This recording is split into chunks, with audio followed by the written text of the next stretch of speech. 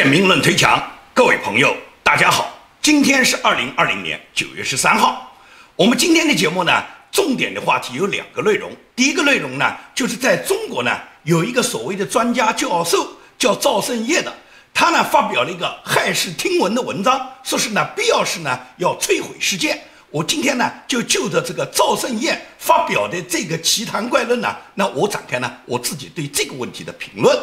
第二个话题要跟大家谈到呢，就是相当一批中国的军人隐瞒身份在美国，现在被美国 FBI 抓捕的，里面有一个重要的人物叫唐娟。唐娟呢后来被一个神秘的叫 C 先生呢把他保释了。那么 C 先生究竟是一个什么背景呢？他个人是一个什么身份呢？那么今天呢我跟大家呢去公布一下 C 先生呢他个人的真实背景。好，我们先看中共呢就再一次呢操纵了联合国，恶心美国。操纵联合国恶心美国干什么呢？也就是中共在联合国又通过了一个重要的决议，这个决议实际上是很空泛的，没有任何内容。这个决议基本上写的我认为就叫正确的废话，也就说什么新冠疫情大流行是联合国历史上遭遇的全球性最大的挑战之一，现在要开展什么国际合作，践行多边主义，团结互助，是全世界有效应对新冠疫情等全球危机的唯一途径。也就是这个决议实际上就是发表了这种空洞的内容，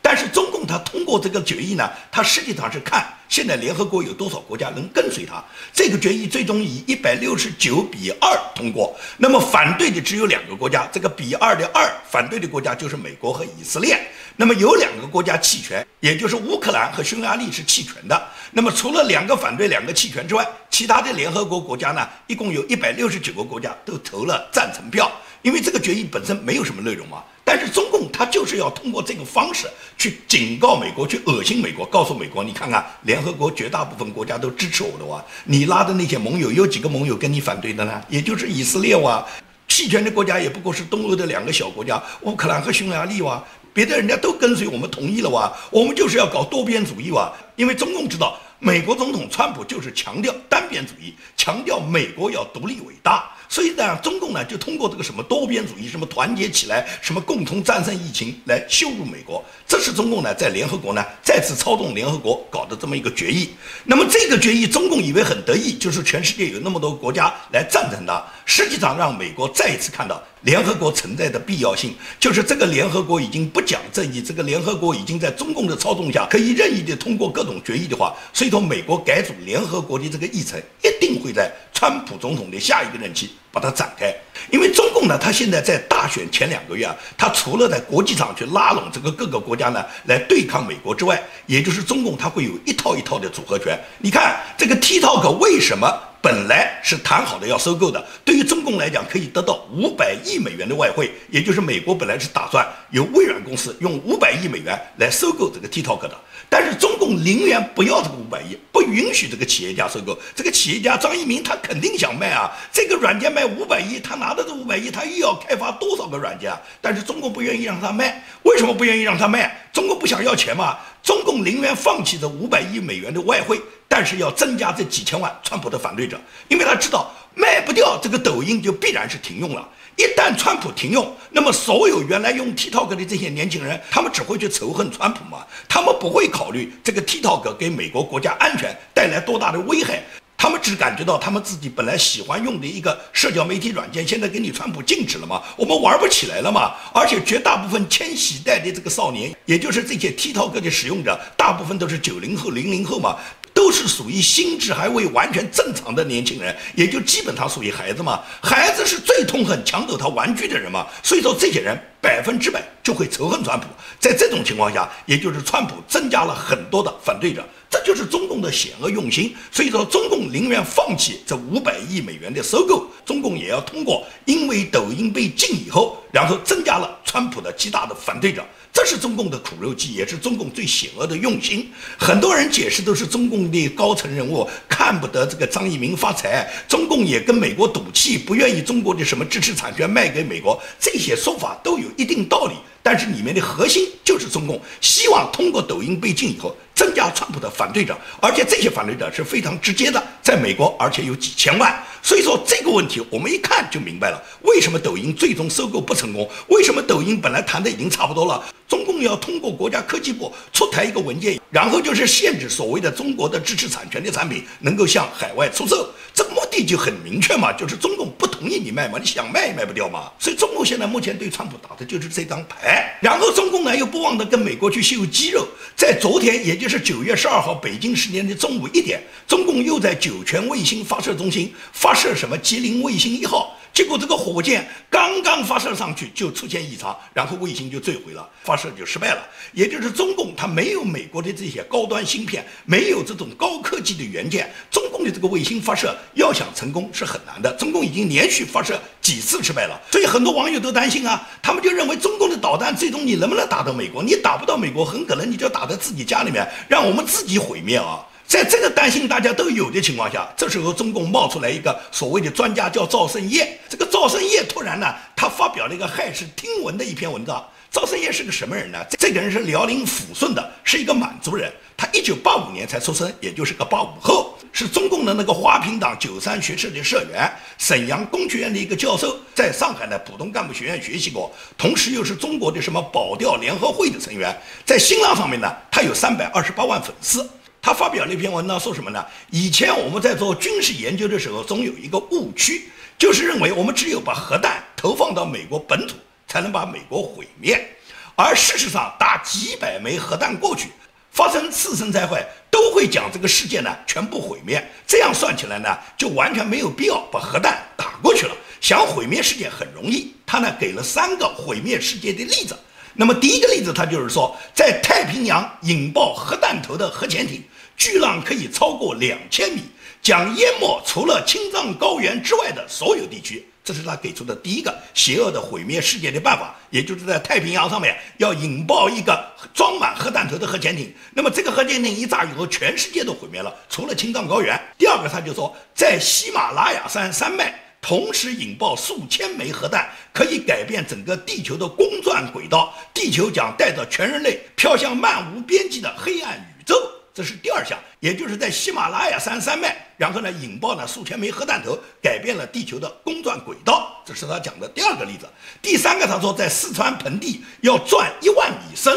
然后呢埋入数千枚核弹同时引爆，将激起地心的坍塌，全人类呢瞬间灭绝。这就是赵胜业给出的毁灭世界的3大方法。然后赵胜业就说，特朗普一心与中国抗衡，而且要在未来的解放台湾的战争中插手，所以说我们的结果就是跟人类一起毁灭。就是赵胜业这个人邪恶的很了，因此呢他自己也知道他很邪恶。他在他的文章最后讲，我承认这个思路是非常罪恶的，但是当我们走到了尽头，这就是最终的方案。美国人不可能既反人类又独善其身，插手中国事务。美国人没有做好尽速见上帝的准备吗？特朗普应该好好的评估一下。也就是这个赵胜业发出了这种对美国威胁、对全人类威胁的这个言论，而且不惜要把整个全球毁灭的这个言论，这就是中国共产党培养下来的知识分子。只有在中共这么邪恶的国家，才会产生这么邪恶的专家、这么邪恶的教授，能够发表出对全人类进行毁灭的言论，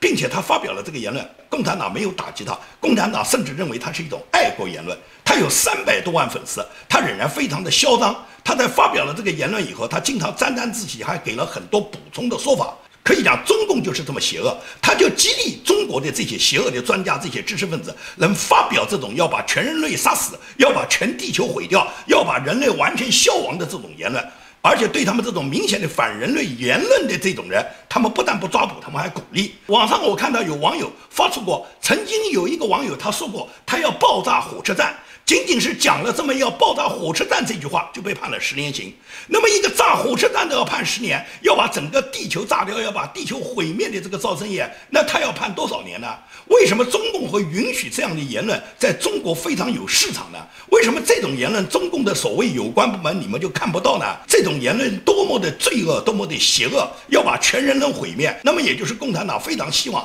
向美国叫嚣，也就是如果你美国达不到我们的要求，最终我们就和你一起毁灭。这就是共产主义的态度啊！可以讲，当年3胖他爹，也就是2胖金正日就曾经讲过这句话，叫做没有朝鲜的地球就没有存在的必要。我们研制核武器，也就是当哪一天如果我们觉得要跟美国同归于尽的时候，我们就把这个地球炸掉，朝鲜没有了，美国必然没有了。也就是说，所有邪恶的敌人啊，他最终的方法就是他要死，他要把你先弄死，他要让你跟他一块死，他要让全世界所有地球上的人物都跟他一道死。这就是中共的这个学者专家赵胜业他的这个思想基础，而他这个思想基础完全代表了中国大陆培养的这个年轻一代这些小粉红他们的这种极端的思想。这种极端思想，他们已经开始已经开始走火入魔。已经专门考虑怎么去消灭别人，怎么去剿灭别人，怎么去毁灭人类，因为他们已经没有罪恶感。所以说呢，在中共的这个教育下，中国的年轻人的成长，他们最终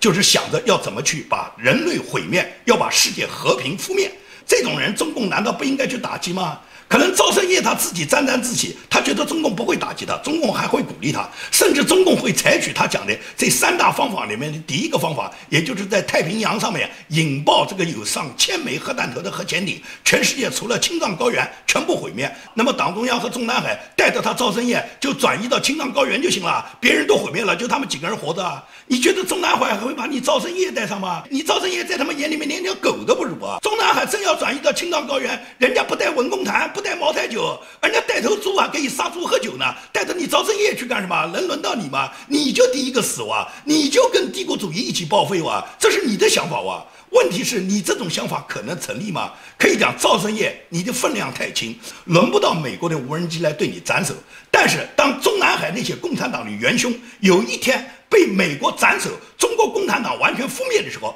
赵胜业你100%要站在人类的法庭上，你100%要把牢底坐穿，全世界任何一个正义的人民都要审判你。好，我们来谈我们今天的第2个话题，也就是关于唐娟背后的这个 C 先生他的真实身份。唐娟的案子呢，我多次讲过。唐娟是一个中国军人，一个科学家，以博士的身份到美国加州大学戴维斯分校来做访问学者的。那么唐娟因为向美国 FBI 隐瞒了他的身份以后，最终被 FBI 调查，然后他躲进了中国驻旧金山的总领事馆。那么最终旧金山总领事馆在休斯顿总领事馆已经被美国关闭的这个压力下，他们生怕旧金山总领事馆也会被美国关闭，因此呢，他们把唐娟呢以治病的名义让唐娟呢离开了总领事馆，那么就被美国 FBI 抓捕了。那么抓捕的当时，法庭是认为唐娟有弃保的可能，唐娟有逃跑的可能，所以唐娟是不予以保释的，是关押在加州的首府萨克拉门托的联邦监狱里面。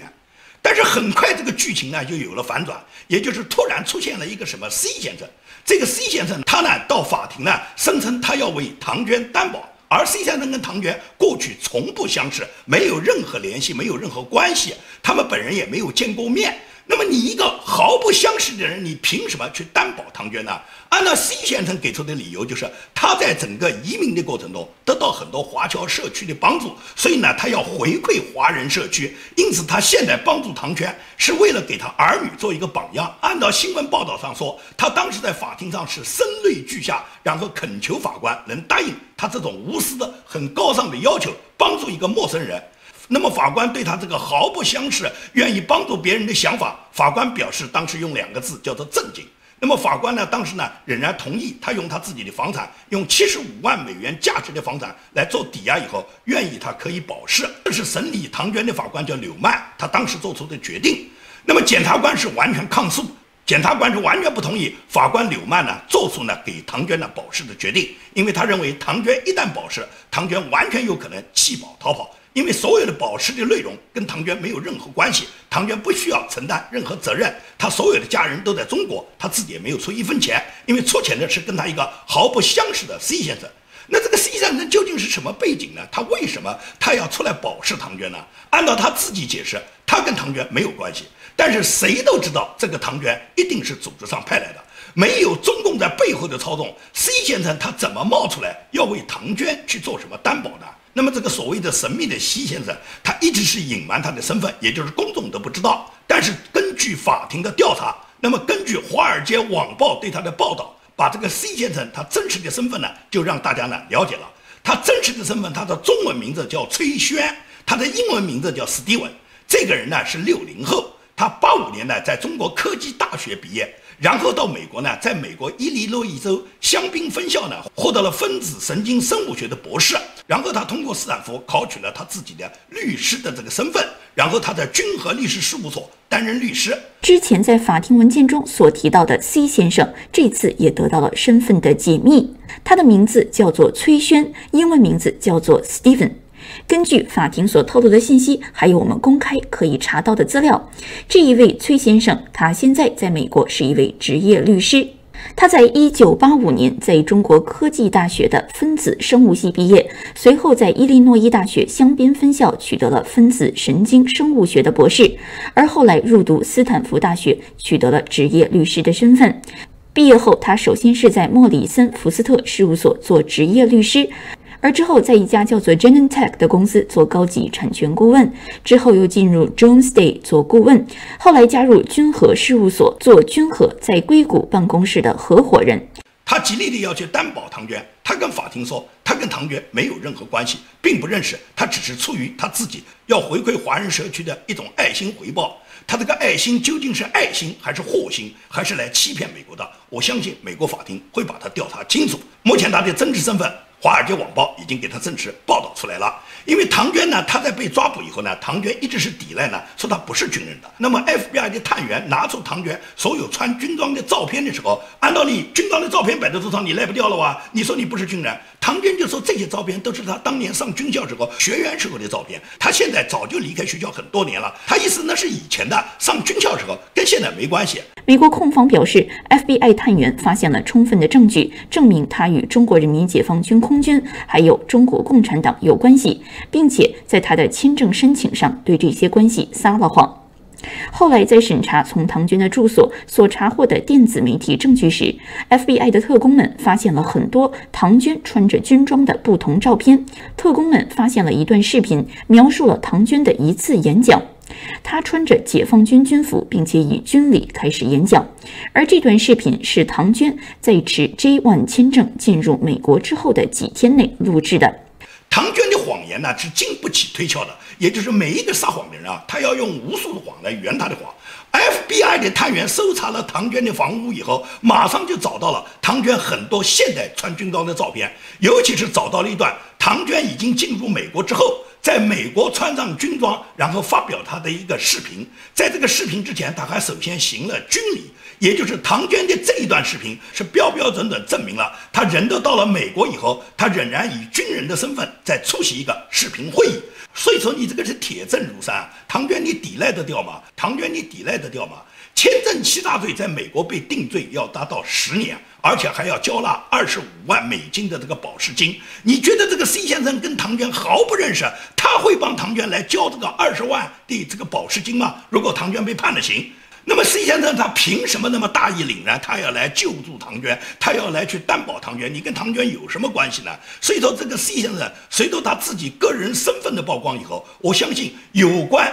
C 先生和唐娟这个案子里面越来越多背后的秘密，最终全部会浮出水面。所以说这个 C 先生呢，你等于是在美国自投罗网。可以讲，任何一个华人听众，任何一个听众，我从来没有看到哪一个听众他能够相信这个 C 先生完全是出于他跟唐娟根本不认识，他出于要保护唐娟、热爱唐娟、要回馈华人社区、要给儿女做榜样这个目的来救助唐娟的。没有人相信，只有这个 C 先生编造这套谎言去欺骗美国法庭的这个法官柳曼。那么最终我相信法庭也好，检察官也好， FBI 也好，都会把这个里面的内幕查得清清楚楚。最终唐娟是逃脱不了美国法律的制裁。 C 先生如果欺骗美国法庭， C 先生将会跟唐娟一样走进美国的监狱。昨天呢，海淀公安分局呢发布了一个通告，就说北京某文化传播公司里面的法定代表人耿某男和她的丈夫秦某，因为呢在她自己的这个库房里面呢有非法出版物，那么最终呢被警方呢查获了这些非法出版物以后呢，把他们以非法经营罪呢，现在呢对他们进行了刑拘。他们讲的这个耿某男就是耿肖男。那么耿肖男中共现在抓捕他们不敢以耿肖男支持异议人士反抗中共强权，以人权罪、以言论自由罪来给耿肖男定罪，他们呢只敢以非法经营罪呢来处罚耿肖男。耿肖楠是北京文化事业的一个名人，也是一个知名的女企业家。她是继任志强、许章任之后被中共又一次抓捕的异议人士的知名的企业家。我跟肖楠呢并不认识，我们只是网上呢互粉的好友。在去年反送中运动过程中呢，他当时呢人在日本，他发表了很多支持香港反送中运动的言论，所以说呢我们互相点赞。我也为肖楠他一向的大义凛然、一向的仗义直言而点赞。那么他这次被北京抓捕，连日本最大的这个新闻社读卖新闻都做了报道，就说明耿肖楠在日本的影响性。那么肖楠这么多年来，他都是为很多被中共打击的各种异议人士，为他们嘘寒问暖，为他们扶危济困。因为他的这种行为，他就知道中共有一天呢一定会打击他。他深知他帮助的那些人都是中共记恨的人，包括许章任教授嘛。许章任教授被抓以后，耿肖楠是发布了很多言论来积极地支持许章任教授。所以说肖楠他知道他自己很危险，他提前都签约委托了律师。因为他和我呢有很多呢线上线下的共同的朋友，他很多国内的朋友也是我经常联络的，在国内也经常被中共打击的那些朋友们，这些人都是一些知名的异议人士。那么肖楠作为一个企业家，他经常来帮助他们，他们都担心肖楠这一次中共要对他们施以毒手。现在呢还很难评估中共最终呢对耿肖楠呢他最终的一个处理结果。但是他不管是什么样的处理结果，都标志着中共他在打击异议人士、封杀言论自由、在压制人权、在反抗文明方面，中共已经走得越来越远。而中共的这种倒行逆施，现在全球都在讨伐。所以说中共呢现在也是困兽犹斗，可以讲他已经走到了黔驴技穷的地步。所以说呢，现在美国的大选也就只有50多天了。我相信美国的大选之后，一切政治形势就明朗了。中共做的那个什么企图破坏美国大选梦，扶植拜登上台，然后能够解除中共在国际上的这个危困的局面的这种梦想，我觉得它是一整黄粱。我举一个简单的例子，美国有一个州叫乔治亚州，乔治亚州14选区有一个联邦众议员，这个联邦众议员的名字叫格林，她是一个3个孩子的母亲，她本人呢是力挺川普、痛批社会主义的。那么他在他这个选区争取在今年大选中获得共和党众议员席位的时候呢，他在初选的时候他是获胜的。本来在今年11月份大选的时候呢，他需要对决的是一个民主党现任的议员，但是昨天呢，这个民主党的议员呢，他发表声明说他退选了，而且直接就搬离了乔治亚州。根据乔治亚州选举的规定，大选前如果60天之内候选人退选的话，是不能够补充人的。这样的话呢，格林呢就等于没有对手，他肯定就当选了。他为共和党已经先拿回联邦众议员的一个席位，这也是一个预示川普总统他今年胜选的一个吉兆。所以说葛林的胜利就是对共和党、对川普总统一种鼓舞，因为他是坚决支持川普总统的嘛。所以说我认为今年的大选，川普总统最终获胜，共和党获得胜利，是我们完全可以看得到的一个成果。所以说呢，我们大家呢，每个人都尽我们自己的努力。你是美国选民，你就好好去投票；你如果不是美国选民，你就力争能够影响到那些有投票权的其他选民，能够让他们在所有的这个选举形式中看清方向以后，然后选择文明，选择光明，还是选择黑暗，还是选择邪恶，让他们自己在文明和邪恶的道路，让他们自己去选择。因为毫无疑问来讲，选择中共就是选择邪恶，选择黑暗嘛。所以你就要看看，在遏制中共这个邪恶势力面前，你要不要站在光明的一边哇？在目前来讲，美国这个严峻的形势下，因为美国现在伤亡惨重嘛，死亡就有20万人，因为新冠疫情。加上美国西部呢是漫天的这个大火，这个大火呢烧得非常厉害。我们从卫星云图上看，整个美国西部半个祖国全部是火灾，而且这个火灾非常蹊跷啊！你看北面的加拿大没有火，南面的墨西哥也没有火，就是美国这个火那么大。那么这个火，我一直认为是有人人为纵火的。那么这2天不断的网上会流传，说是有一个华人姓李的，是他呢用这个无人机呢去放了火。那么很多人呢都在网上传播这个段子，也有人呢希望我呢对他呢做一个评述。我呢看了这个视频呢，我不认为这个视频呢是真实的，因为我怀疑这个视频它的虚假性。同时呢，所有网上的传闻呢都都没有官方的链接，既没有美国警方的通报，也没有美国哪一个知名的媒体对这件事有过采访、有过报道。那么仅仅是网络上的传闻，这个传闻呢，显然我们现在呢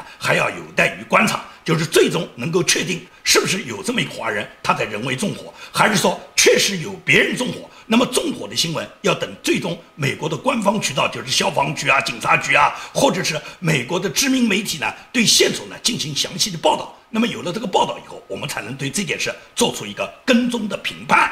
好，今天的节目就做到这里，谢谢大家。